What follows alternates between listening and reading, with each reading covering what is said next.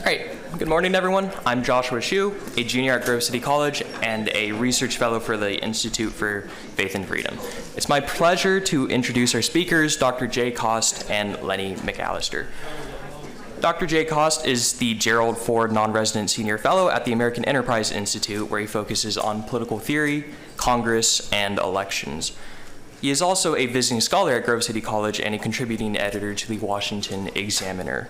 His books include James Madison, America's First Politician, The Price of Greatness, and A Republic No More. Dr. Cost has a PhD and a master's in political science from the University of Chicago and a bachelor's in government and history from UVA. Lenny McAllister is a senior fellow with the Commonwealth Foundation. Lenny has appeared regularly as a nationally renowned op-ed writer, political analyst, and media staple on outlets ranging from Radio New Zealand and Sirius XM Radio to CNN, MSNBC, and Fox News. He has also been a featured speaker at events including the Pennsylvania Leadership Conference, Conservative Political Action Conference, the State of the Black Union, and the Essence Music Festival. In 2016, Lenny was recognized as one of the most influential of African Americans under 45 years old in the United States. He is an adjunct professor of African American history at the Roche College in Pittsburgh. He holds an undergraduate degree in history from Davidson College, and Lenny is the proud husband of Lanny and proud father to his 4 children. It's my pleasure to introduce, and please join me in welcoming Dr. Jay Cost and Lenny McAllister.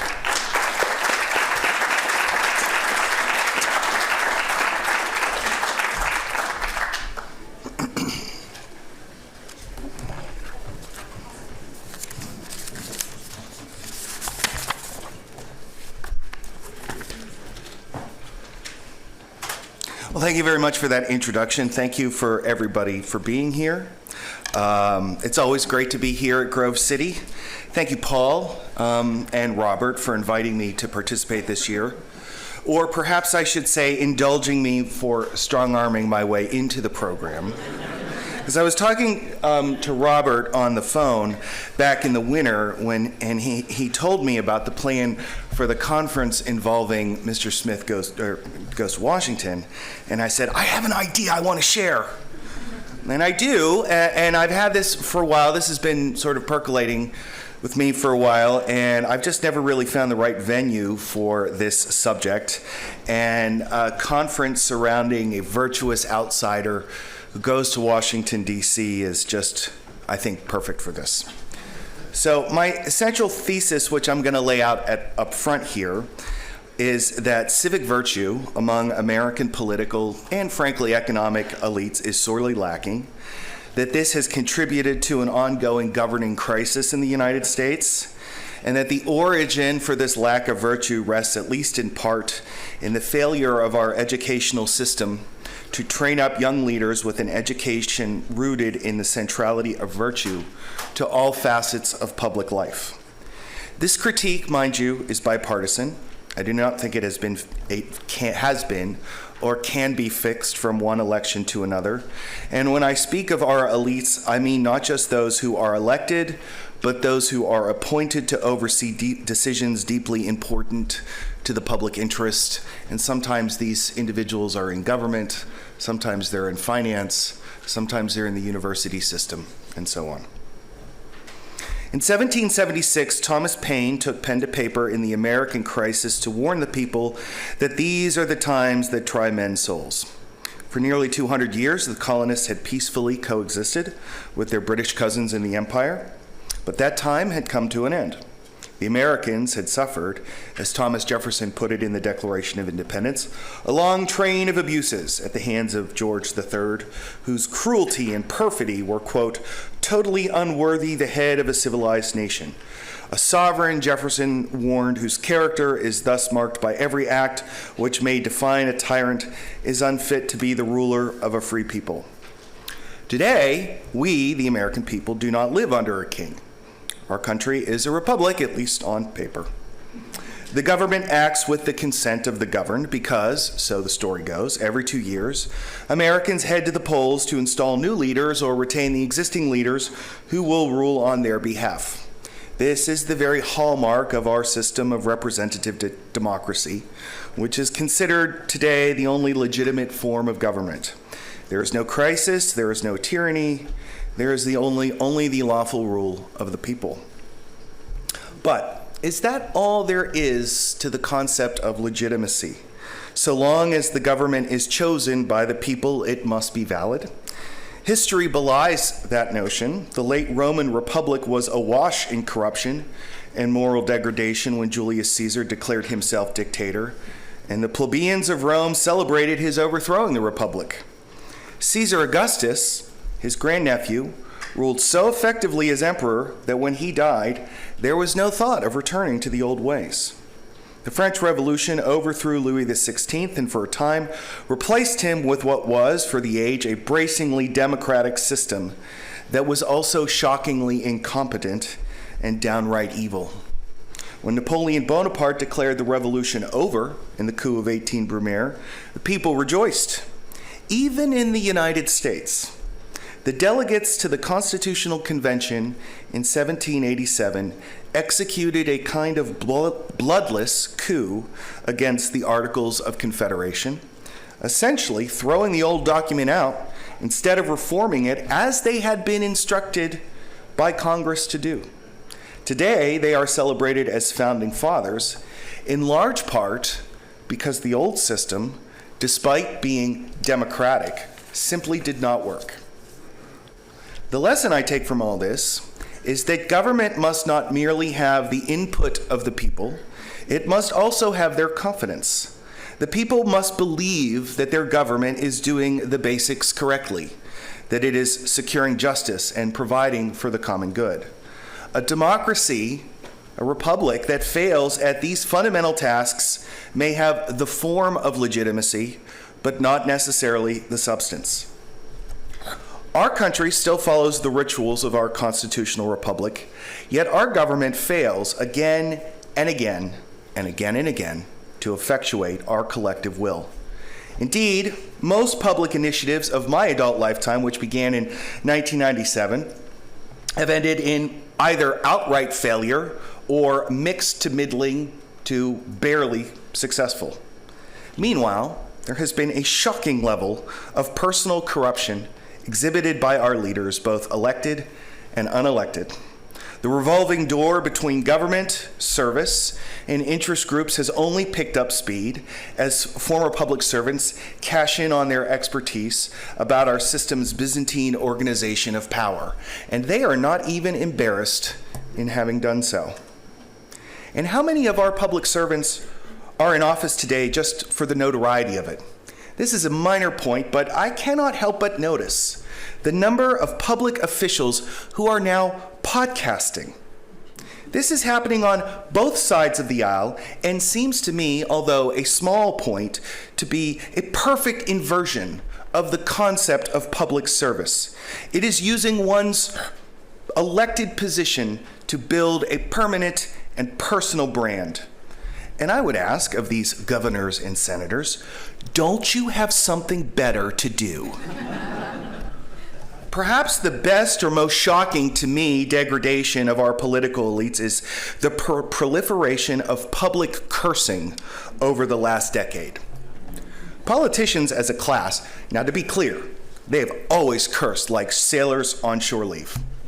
But it is a sign of how undignified that profession has become that their private foul language is now used performatively in public. Our government cannot govern.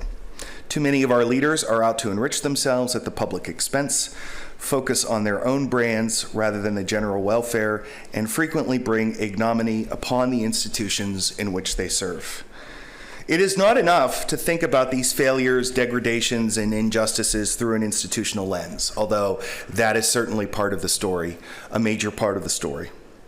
While our government is in dire need of a return to first principles set forth in the Constitution, no set of reforms can set all this back to right because, I think, the problem goes deeper to the moral and ethical deficiencies of our leaders themselves. This is not to say that all the problems of the last quarter century could have been avoided with a better class of elites. It is not to say that there is not a large number of them who do govern honorably and admirably. But I do think that if our leaders as a collective group had been wiser, more prudent, more devoted to the public interest, less concerned about their own careers and bank accounts. In a word, if they had embodied civic virtue, many of these calamities could have been avoided or at least minimized. Unfortunately, America in the 21st century does not really have the correct vocabulary to talk about virtue. Indeed, such an idea is deeply problematic in 21st century America because, after all, the word virtue itself comes from the Latin vir, meaning man. And nobody wants to talk about manliness unless it is preceded by the word toxic. And in our postmodern world, alas, the final arbiter of conduct is personal sentiment. If it makes you feel good and does not harm anybody else, or at least anybody who's not deemed problematic, do it. No timeless moral standards bind our actions. Our Constitution does not make direct provision for virtue, but it requires its existence. Indeed, more so than might be first apparent. Ours is an elitist Constitution, in the sense that the president, senators, and judges were all to be at least one remove from the public. Now, to be sure, we've democratized it since then, but the spirit remains, and you can appreciate by comparing state governments which are more democratic with things like ballot initiatives, recall, referenda, to our Constitution, which does not have such instruments.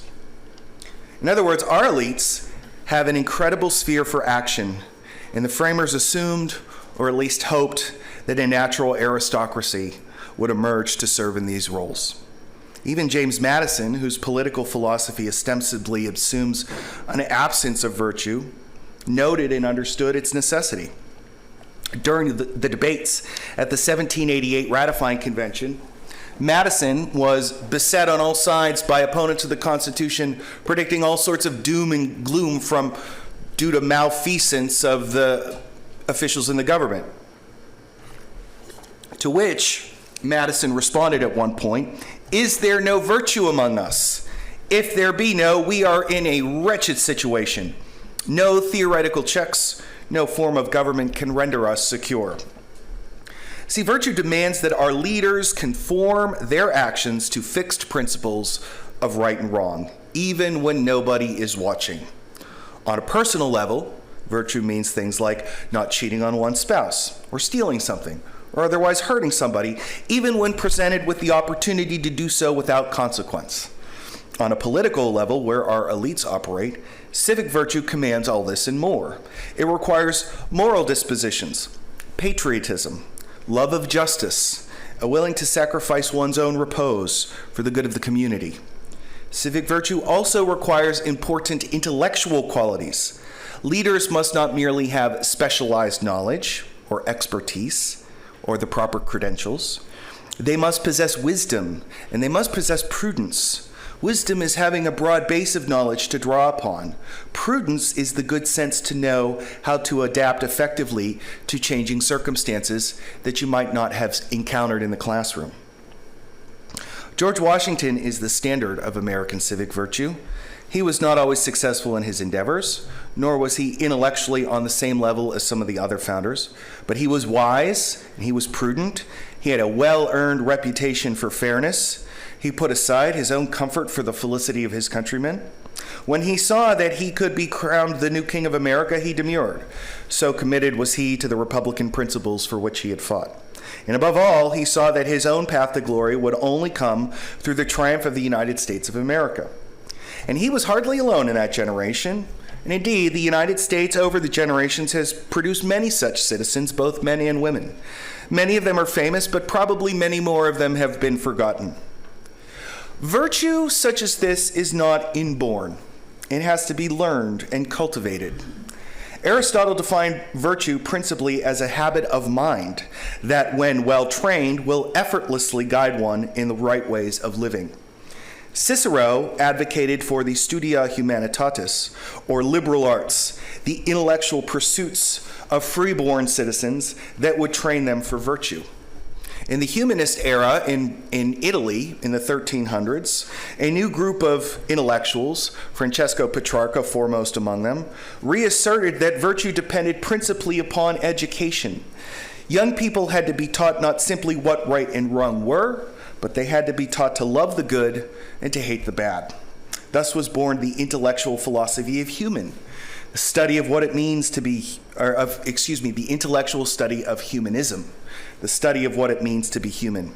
History, language, poetry, and literature, rhetoric, and philosophy, moral philosophy, became the central means by which the next generation of leaders would develop the virtues necessary to lead their communities. Many founding fathers enjoyed this kind of education. Men like Thomas Jefferson, John Adams, James Madison, Alexander Hamilton knew several languages. They knew the ancient histories of Rome and Greece. They studied moral and political philosophy. They were well-versed in natural philosophy, or what we would call science. They were conversant in metaphysics and epistemology. This education was not provided to them so that they could be better in their careers. A merchant in Massachusetts, a planter in Virginia, or a lawyer in New York need not read Livy in the original Latin to grow tobacco, sell tea, or argue at the bar. They learned all of this because it taught them how to be better men. In retirement, Jefferson established the University of Virginia to continue this project. Building off the Protestant emphasis on education that birthed many of the schools that we today know as the Ivy Leagues, Jefferson, with help from Madison, created from scratch a university for the South that would proliferate the learning that made men and women not just smart, but wise and good. As Tocqueville noted in Democracy in America, the former presidents were hardly alone. As Americans moved west, new educational institutions sprung up, like Grove City College, designed to raise up good citizens and wise leaders. This form of education was the seedbed from which generations of American leaders would grow. The great men of our past, Clay, Webster, Lincoln, Grant, Teddy Roosevelt, Coolidge, Eisenhower, Reagan, all sprang up either directly or indirectly from this fertile ground. They all received, sometimes formally, but many more times informally, an education not simply to acquire skills, but to become good. When they had achieved positions of power, they met the moments not because they were born to, but because they were trained to. If such leaders are in remarkably scarce supply this day, perhaps the blame should be cast upon our educational system, particularly its upper echelon from which leaders usually emerge. Two problems stand out to me. I know there are many more, but two problems stand out to me about higher education that are, I think, responsible, at least in part, for this failure to cultivate civic virtue. First, there is the false notion that the administration of public affairs is a science, that the education of good leaders is not based on cultivating virtue, but mastering the mechanics of the state. Woodrow Wilson, of course, was a key advocate for this idea during his tenure at Princeton University, and it took root in the 20th century as the virtues acquired in the humanities were de-emphasized for the technical knowledge learned in the social sciences. Now, to be sure, the latter is not an undesirable education. My advanced degrees are in political science, after all. But that sort of technical knowledge is insufficient to cultivate the moral and intellectual virtues necessary for statesmanship. Yet the trend in higher education continues, and in fact has accelerated a move consistently towards technical skills for white-collar jobs away from the humanities. College graduates today learn the instruments of government, of business, of finance, but not how to use this knowledge in a virtuous way. Second, cultural Marxism has rotted out the humanities. Karl Marx and Friedrich Engels were not associated with the university system, nor, for the most part, were the Marxists of the late 19th and early 20th century. They were rabble-rousing radicals whose interest was in creating class consciousness among industrial workers. The turn of Marxism toward the academy came later, and notably in the 1930s with the founding of the Frankfurt School, which housed a group of German academics who sought to update Marxism for the 20th century. Their interests were increasingly cultural and philosophical rather than economic, and their esoteric writings were attractive to academics even while being totally inscrutable to the proletariat. The Frankfurt School contributed to the rise of a whole host of Marxist subdivisions: critical theory, post-colonial political thought, deconstructionism, third-wave feminism, queer thought, and so on and so forth. All of these found a niche on the university campus, even as they left the rest of us scratching our heads in confusion at what the heck they were talking about. Marxism and all its variants are fundamentally anti-virtue in the sense that I've been discussing. In the Marxist reckoning, all human history is a power struggle between the wealthy few and the impoverished masses. Virtue, just like the religion, art, philosophy, and culture from which its lessons flow, are tools of oppression whose purpose is to deceive the masses into accepting the power of the ruling class. These virtues are not to be cultivated. They are to be deconstructed, demystified, and ultimately destroyed. Insofar as our students at elite universities encounter the core virtues of statesmanship, it is too often in the context of their supposed perniciousness. In other words, many of them are learning how not to be good. Thus, when we ask where have the leaders of the same public character as Washington have gone, perhaps we should look at our educational system to explain their absence. Rather than train naturally gifted individuals in the virtues of leadership, our system focuses their minds on the science of power and the evil of virtue. Those who could be cultivated into great leaders are pointed too often in precisely the opposite direction. American education seems intent to make sure that our would-be Jeffersons and would-be Hamiltons never actually come to be. Instead, it too often graduates young people who are status-obsessed, vain, selfish, and as ignorant in the ways of the world as they are in their confidence of their mastery over it. They never learn to seek truth, to cultivate prudence, to love their country, to love the good, or to sacrifice their happiness for the sake of their fellow citizens. Our elites govern poorly, in part because for the last 50 years, they have not been trained in the virtues that would make them govern well. Our crisis of leadership in this country is different in many respects from that which Americans faced in 1776. Yet both challenge the legitimacy of the state itself.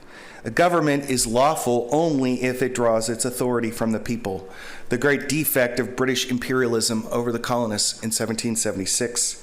But that is not a sufficient condition for the legitimacy of the state. Those whom the people put in power must have the requisite abilities to wield that power responsibly for the good of the whole community.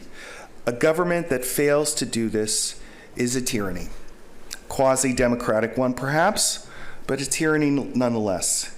And if the United States carries on with this class of political, economic, cultural, financial elites, bumbling from one crisis to another, forsaking justice, foregoing the public interests of their own citizens, then what actual difference is there between 1776 and today?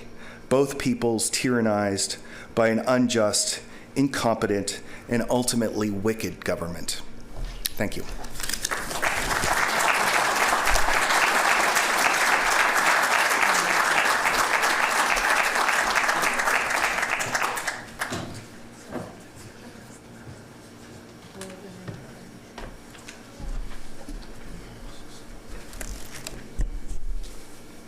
Good morning, everyone.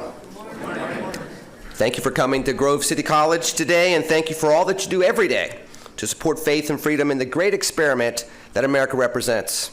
Noted once by George Washington as the establishment of this new government that seems to be the last great experiment for promoting human happiness. Now, I would be remiss if I didn't come here and mention that the last time I was here speaking at Grove City College, my good friend and a proud alumnus of yours, Mr. Dennis Minert, was seated in the audience. He arrived here years ago as a freshman with 2 duffel bags and a whole lot of zeal for the future. He launched his life and met his wife here. He is now enjoying his heavenly reward and is no longer with the love of his life, nor is he here with us in these seats this morning. However, I wanted to make sure that his lovely family, the love of his life, and all of you here this morning knew that he was very much on my mind this morning.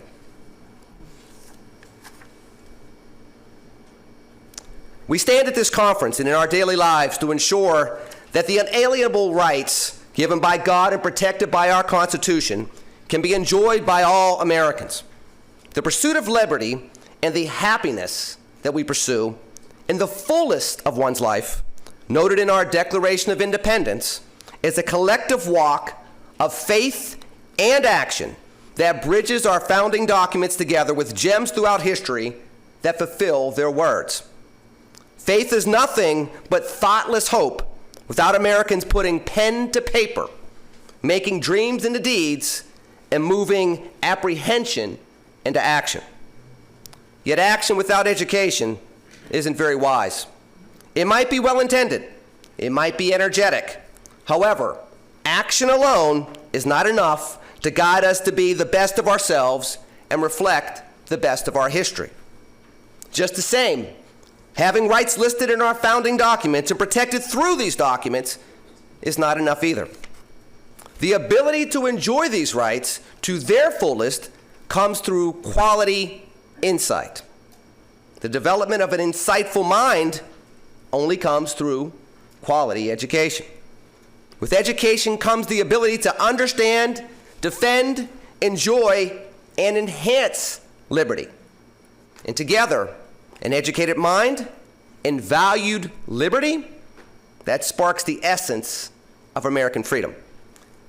There's a reason why laws such as the Alabama Slave Code of 1833 directed that, and I quote, "Any person who shall attempt to teach any free person of color or slave to spell, read, or write shall upon conviction thereof by indictment be fined a sum of not less than $250 nor more than $500. Now that's a sum between $9,400 and $19,000 today. It's why Harper's Weekly once published in an article in the 1800s stating clearly that, and I quote, "The alphabet is an abolitionist." It's why the great abolitionist, Mr. Frederick Douglass, took this thought further, saying, and I quote, "Education means emancipation. It means light and liberty. It means the uplifting of the soul of man into the glorious light of truth, the light by which men can only be made free." Now, the liberating aspect of education was not just for former slaves. There's a reason why the sons and daughters of European immigrants, children of parents who didn't finish grade school in the old world, were able to come to America and within one generation lead banks, courtrooms, military units, corporations, and policy-making bodies throughout the nation. There's a reason why children of Asian and Central American parents, folks denigrated on the periphery of society, upon arriving to this nation, much like their European counterparts, soon found success as leaders and teachers, innovators and motivators. Again, often within one generation. Education and liberty are intertwined as building blocks that stand up the best of our history while supporting the best hopes of our future. Now, my good friend, the Reverend Dr. Jerry Grimes from the University of North Carolina at Chapel Hill, he recently told me that one of the oldest dictionaries in history comes from the Akkadian Empire. Now, this dictionary is 4,700 years old, and their word, amaji, both means freedom from something, but also the freedom to do something. Now let's couple that with the modern definition of liberty, the positive enjoyment of various social, political, or economic rights and privileges. Freedom from ignorance and being aware. Freedom to live life to its fullest. American amaji. It only comes from the combination of education and liberty. Education is key in the protection of liberty, that ability to be free from oppression and free at the same time to pursue one's happiness. Therefore, true liberty and sound education cannot be separated. Because of that, it's not a leap to say that education is a national sovereignty initiative, just as liberty is a national civic imperative. Liberty and education are bonded together as part of our national civic DNA, bonded together as a double helix that builds out insight and innovation, prosperity and patriotism, all growing in a manner that's healthy for our body politic. One of our founding fathers, Thomas Jefferson, is often attributed to the quote, "An educated citizenry is a vital prerequisite for our survival as a free people." Famous Pennsylvanian, another founding father, Benjamin Franklin, is attributed to the quote,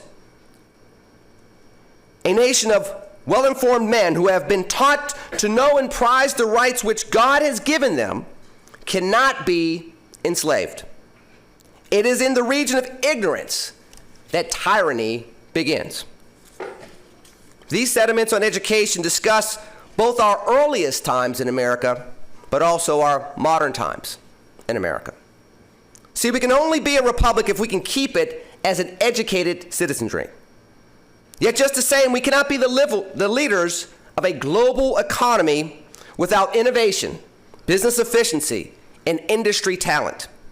We cannot ensure free markets and virtuous living throughout the world without an educated workforce to win in business. We cannot foster environments for democracy and uplift chronically impoverished people if we do not possess the skills to think and the ability to do. That all comes through quality education. We cannot be forces for good with peace through strength without staying ahead of the curve in technology, strategy, military might, and soft power positioning. Again, that all comes through quality education. We cannot be that shining city on a hill that remains strong during every storm without a sound knowledge of self, deep understanding of history, and effective analyses of the challenges before us. Again, that all comes from quality education. And while education comes to us all through the most personal of experiences, liberty is an attribute that binds us all as Americans. Yes, education always is an issue of national security because of the bond between education and liberty, a bond that just simply cannot be broken. Education is an issue that our federal leaders must always be aware of, always be in tune with, and at times guide appropriately. But does that mean that we should allow our education efforts to be led on high using a model of central planning where education as a national sovereignty issue is directed chiefly by Washington, D.C.? Perhaps we should look overseas and ask the Soviets how central planning has worked out for them. Except for the fact that they shuttered their doors on Christmas Day 1991 and tell us everything we need to know about central planning. So of course, no. The strongest hands from on high do not make for the most productive hands on the ground. There are things that big government cannot do and should never do for our precious school children. Noted Shaw University professor Benjamin Brawley touched upon this one such item. He wrote in 1926 that the goal of educators is to, and I quote, "take our boys and girls, our young men and women, and to lead them into the knowledge of truth, to acquaint them with the masterminds of the ages, to help them to be clear of heart and pure of spirit, to teach them to have self-respect without arrogance, and chivalry without pride, to help them to have faith even when they see wrong all around them." This is no mere business, no simple matter of office routine. It is the highest task that God can give a mortal. Now, this highest task is one that big government from Washington can never take on successfully. We know as Christians, the smallest mustard seed of faith in God and adherence to his will is always more effective than any pull or pressure from any federal government. This is certainly true in education. And yet we also know that the protection of liberty is within the purview of our federal government. a shared trait we find within all of our founding documents and civic motivations. Yet if we are to keep our DNA intact, this time-tested, synergetic bond between education and liberty, we must ensure a modern balance between the challenges we face as a nation due to innovation globally with the task that we face as educators done in the local classrooms and with our school children regularly. It is there, in that balance, where we can find the winning approaches to employ lessons and strategies that it can empower American prosperity and security in the 21st century. So yes, there is a necessary balance between national perspective and local innovation in education. I like to call it a philosophy of smaller government, bigger people. Yet in that phrase, smaller government, bigger people, there's also a challenge for all of us. If we are to bend back the influence of the federal presence in education, if we are indeed to have smaller government in education, we are indebted to our history and our national credo to be bigger people that segue our fellow Americans from their needs to their fullest potential. And let's just be honest and let's be clear. Prior generations in our country weren't always good at fulfilling that promise across America. In fact, over our history, when local governments controlled even more of education funding and policy than they do right now, we find extended moments where our lesser angels dominated the actions of some of our leaders. We find moments where our commitment to liberty and justice for all was overshadowed by our fears and our shortcomings. We haven't always treated minorities as equals. We haven't always provided equitable learning resources despite the equitable taxation of their parents. We haven't always ensured that children with physical disabilities had access to entering public school buildings or rode the school buses with their friends and classmates. We haven't always engaged students with learning disabilities, giving them a hand up to help them have a grasp of a better sense of self and a better scholastic experience. And when we failed in the past, we incurred losses of opportunities, losses of trust, loss of fullness in the American dream, and in some instances, we even risk loss of life. We cannot repeat those sins of the past if we are able to enable our children to be able to give us American security and preeminence in the future. We must be bigger people in the pursuit of quality education and true liberty together as that DNA helix. If we do that, we can be successful in making this footprint of the federal government smaller and make more efficiency in the scholastic experiences of our children. Now, with that in mind, we have been successful in plenty of ways over recent years. Millions of minorities have benefited from school choice programs, from charter school enrollment to scholarship programs over the years. That's due to the hard work of state lawmakers across America, but it's also due to the generosity of people like you and me, folks that have given their time, talent, and treasure to Americans of all colors and creeds. There are people that volunteer in schools, teaching and mentoring kids so that they have the most of their scholastic experiences. There's an emerging awareness about different styles of learning and inclusiveness of all different types of individuals across disabilities. There's a growing willingness to see the common American DNA within all of us in a way that uplifts more Americans with quality education and towards true liberty. Now that is what smaller government and bigger people means. And I'm glad to say that in these modern times, more of us are filling those big shoes. Yet smaller government doesn't mean that we can relinquish our responsibility to ensure liberty. Because liberty and education are spiritually and secularly intertwined, there remains a constitutional obligation to, you may recognize these words, quote, establish justice, ensure domestic tranquility, promote the general welfare, and secure the blessings of liberty to ourselves and our posterity. Liberty is a national sovereignty imperative. So education must have some connection to our national ethos. some undergirding that keeps us honest to our promise and focus for our collective potential.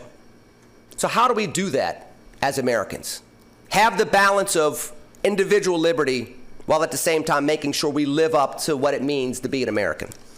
Well, for starters, we can foster the movement towards teaching more civics and history in America's schools. And I don't mean teaching kids about current events and what they're supposed to think and what political positions they're supposed to have before they get to middle school. I'm referring to a standard where the facts and figures of American history, in their most honest and age-appropriate ways, are taught so that the humanity of who we are as a people and the richness of what we have in our form of government is taught, understood, and valued at early ages and on through their educational experiences. That knowledge can be empowering. It can allow us to understand that we're all in it together. And from that common base, we can grow into more innovation and more scholastic success for all. We can encourage state legislatures and local school boards to foster better relationships between the current events that they're seeing at the national level and what they're dealing with at the local levels. Now, some of this is happening now.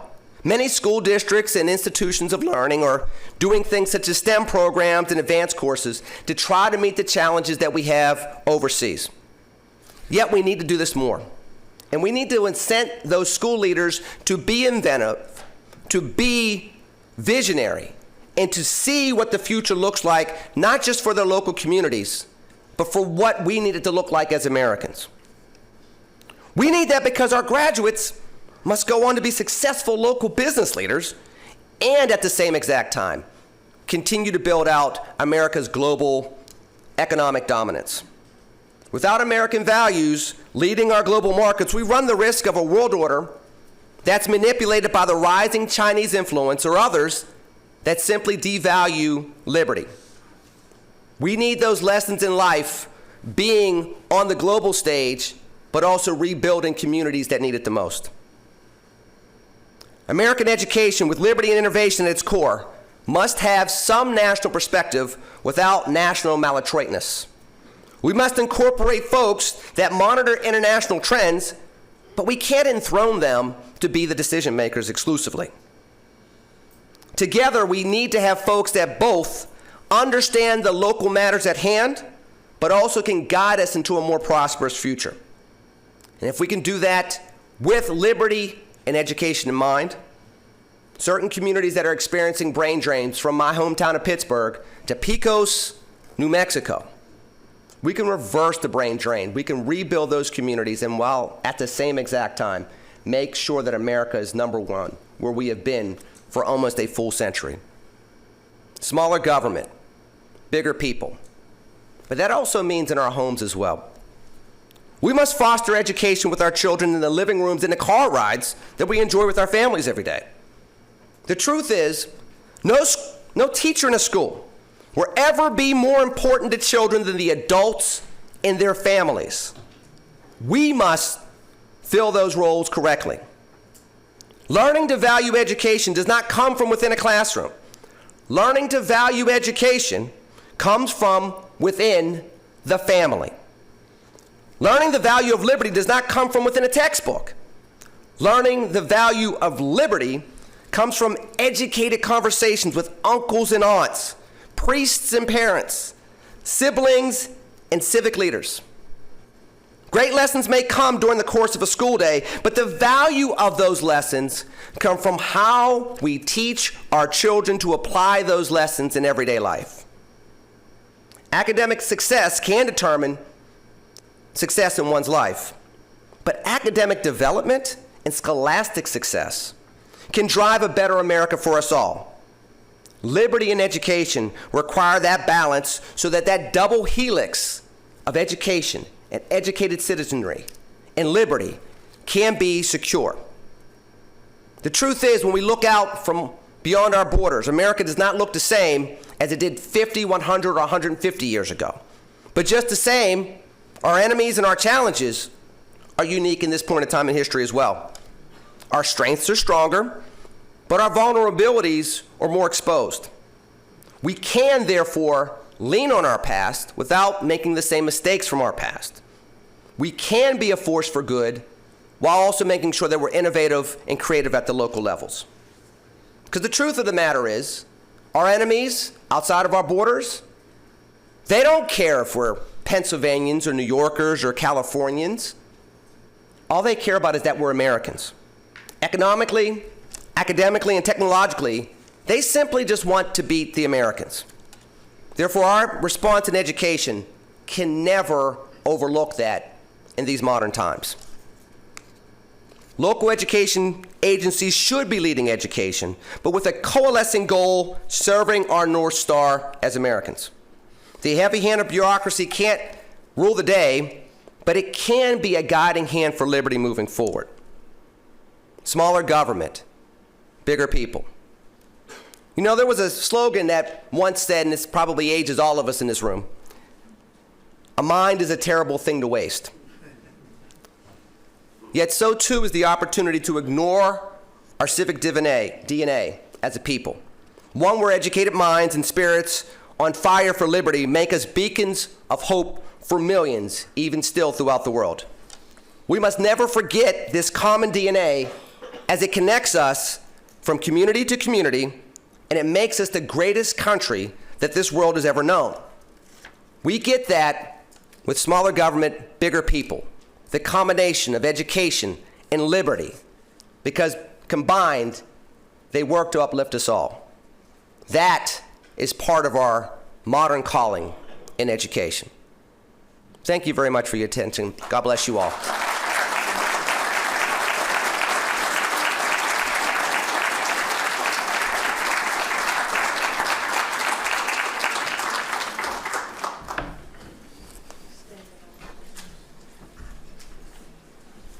If I may ask, where are we with time? I know that we're supposed to leave a little time for Q&A if it's possible. 3 questions. Usually the number 3 gets you in trouble. It's usually questions and rubbing on a lamp. So let's just...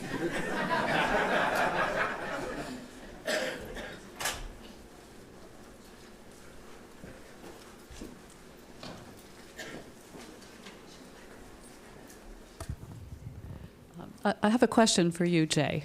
You made the comment about podcasts. And I thought about Reagan and how he used radio in order to develop his branding. What would you say would be the difference between those two mediums, and how do we find out what our legislators are doing? Because we don't have a whole lot these days. Yeah, I think, if I'm not mistaken, I think that Reagan used radio in between his time as governor and his time as president.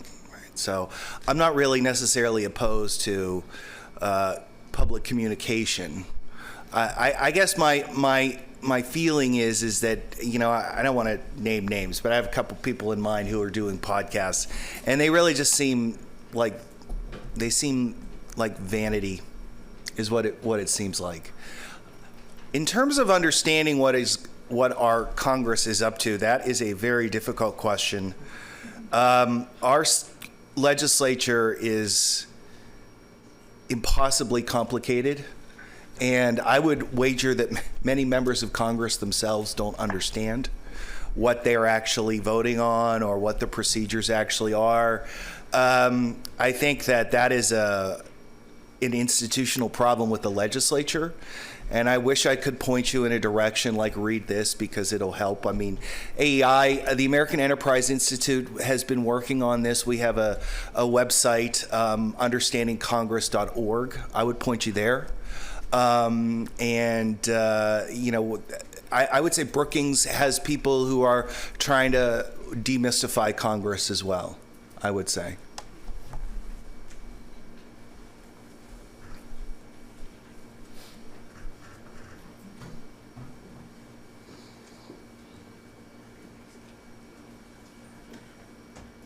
So thank you both. I know I'm here to seek to understand. I'm not somebody who's usually politically active, but I'm like, wait, I can't make sense of things. I resonated with both of you, and I definitely believe education is our future. One of the challenges I have, and I'd love to hear more about what can I do? I sometimes feel like I'm one little voice, one little candle in this sea of noise on social media and news. Like, how can I be that, that bigger person, and how can I help inspire others? I appreciate the question. The first thing that comes to mind, ma'am, is the fact that our children are not being prepared for life, and they're not being prepared for American life, so it's a double whammy. They don't have the skills necessary to do critical thinking, to learn different jobs, to react to a global economy and be able to be self-sufficient, while at the same exact time, they're no longer being taught to have pride in America and value what they have here in America. And if you look at the statistics, particularly here in Pennsylvania, we generally don't leave Pennsylvania. The average Pennsylvanian lives about 10 miles away from where they grew up, and that's it. So if you're not teaching them to value being an American, and you're not teaching them how to deal with the global economy, even a national economy where jobs are going to go back and forth across state borders, you're dooming your kids, you may be dooming your communities to not succeed. One of the best things that each one of us can do, ma'am, is push to make sure our kids are prepared to value and love America and understand America, but also be prepared to build another America. It reminds me of the Reagan quote, where freedom is not free, it is fought for and defended for each generation. If we take that approach in education, that is a way to make sure that they get the best that they need, we give them the best that we can. I would say, number one, let's look at the curriculums that you see in a lot of schools. They're not educating kids to value America. A lot of the social studies and civics is just completely gone. We can't teach history in a way that talks about winners and losers. History is full of human beings. Human beings are complex. There's a lot of different things going on all at the same exact time. And if you teach history in that perspective, and this is just one example, if you teach history from that perspective, you can get away from the demonization of one to another, and you can talk about what was the interplay of that all. It's like talking about slavery. Every person in the South didn't own a slave. You don't hear that in history courses, but that's important. Well, why is that important? Because some of the South didn't necessarily want to succeed, but others did, and the people that had the power. Then you had these business relationships between the North and the South where people were trying to make it work, but then after a while it fell apart. You can teach a high school kid that. I'll shut up after this, one of the greatest examples that I had when I taught African American history is I made the whole class, I gave them bios, and I made them be the U.S. Senate in 1859.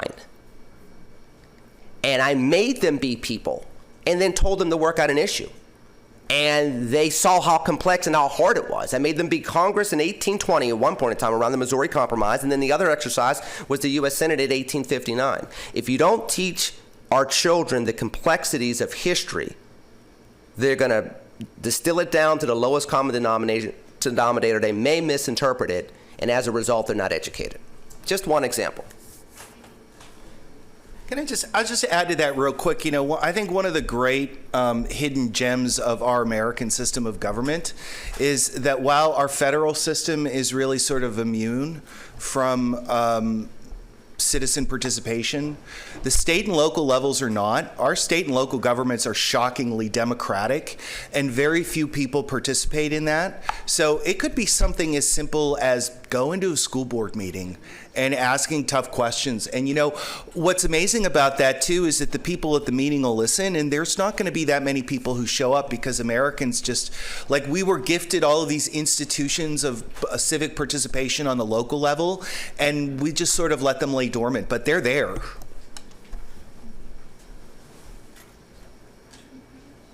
I saw that gentleman first. I see this gentleman. The gentleman right here as well. I saw you second. I'm sorry. Paul Kenger gave us the example of Frank Capra's history. And so in teaching history, someone has to choose between telling the story of Frank Capra, who was a success, and telling the story of the family that returned to Italy, returned to Sicily, and said, America is a disaster. People get chewed up and spit out and suffer. How, as a society, do we decide which narrative of history that we tell? Who, in terms of our institutions of education, Who makes that choice? This is going to sound very idealistic and philosophical, but truth makes that choice. The bottom line is the American story is both the tragedy in his family and his American success story. I mean, I quoted Frederick Douglass. Frederick Douglass ran the gamut. My favorite U.S. president is Abraham Lincoln. Abraham Lincoln ran the gamut, and the reward he got for saving the Union was what? Bullet in the back of the head. We have plenty of stories like that. Men, women, black, white, immigrant, native-born, all throughout our history. If you're able to do it in an age-appropriate way, one, it allows us to have a more humanistic approach to what American history is. And number two, and this is more important because we don't see this right now with younger generations. Younger generations can see themselves in American history, which means they can connect to American history, and that will prompt them to be more engaged in American history and more than just taking a sign and marching down the street and blocking traffic. That's nice. Protest is nice. But action means so much more. So we're going to have to idealistically take truth and talk about all those complexities at age-appropriate levels. Yeah, I would just add to that. I've been teaching high school history, Portersville Christian School, since 2018. And I usually like to emphasize a warts and all approach. And I sort of think that true patriotism is sort of like the love that you have for your spouse, where like you know all of your spouse's good qualities and you know all your spouse's bad qualities. You're not... My wife is perfect.